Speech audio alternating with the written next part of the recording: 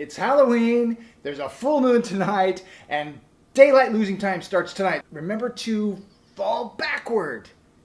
Is that how it goes? All right, the election's coming this week, November 3rd. There's a ton of stuff on the ballot.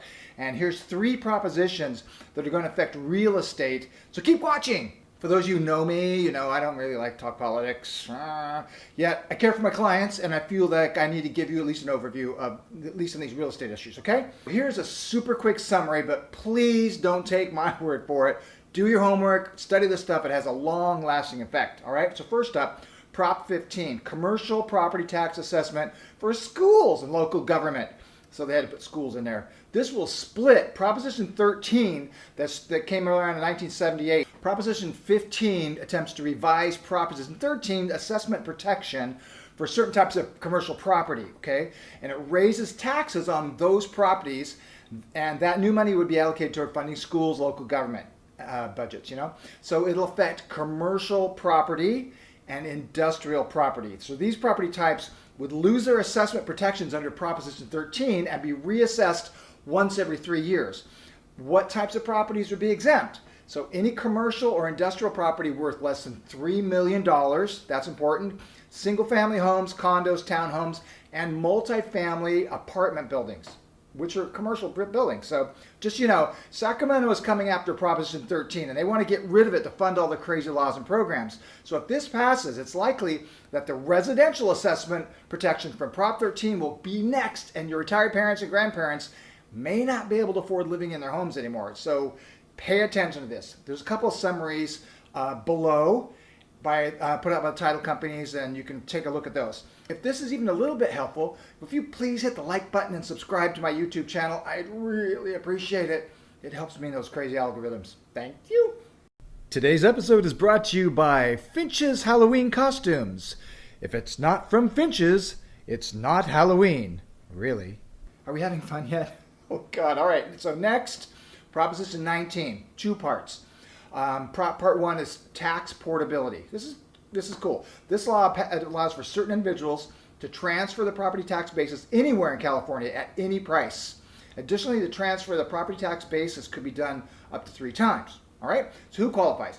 Homeowners over 55, that's me. Homeowners with severe disabilities, probably me. Victims of a natural disaster, this would only be allowed 1 time. Think about all those people who lost their homes in all the fires just the last couple of years. Jeez.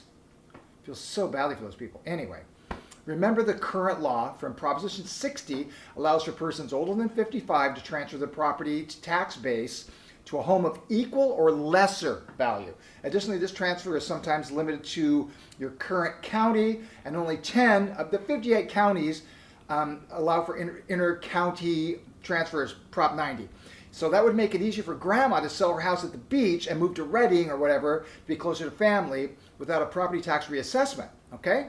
So since we're currently in an inventory shortage, and we will be for some time, this could be a good thing for you real estate buyers in the future, because people would sell their houses who feel like they don't want to sell right now, and then they would move somewhere, so that would create more inventory if they could feel like they could get around and still keep that property tax base. Now remember, all those people who've been in those properties forever and ever, they paid taxes and built the schools and built the infrastructure, so they have paid their dues, and it's not that many people we're talking about. So anyway, moving on. Part 2 is the intergenerational tax transfer reform. Whew, mouthful. Now the law stands now, a child or grandchild who can inherit family-owned real estate, home or investment property, that's now, and keep their parent or grandparents' current property tax assessment, okay? This law would require that inherited homes must be used as a primary residence in order to qualify for that old tax basis. All right, so any property not being used as a primary residence, such as secondary homes or investment properties, rentals, whatever, they would be subject to reassessment. So there's way more to it. So if this affects you, please look into that further, okay? There's a bunch of other stuff down there. So there's a couple of summaries below, like I said, that are put up by title companies. You can click on them and download them. All right, again, please don't take my word for it. Do your homework, study the stuff. It has a long-lasting effect. Moving on, Proposition 21. Local Rent Control Initiative keeps coming back every year. This proposition would replace Costa-Hawkins that passed in 1995. Now, Costa-Hawkins limits the power of local governments to enact rent control policies. It specifically protects property from local rent control regulations on buildings constructed after February 1, 1995, as well as condos, townhomes, single-family homes. All right. Costa-Hawkins allows landlords to charge market rate when a tenant vacates a unit.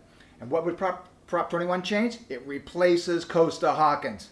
Very dangerous. So local governments would have the power to enact rent control beyond the newly passed state rent control law, that's last year, known as the Tenant Protection Act. Single-family residents, condos, and townhomes could be subject to rent control. Pay attention.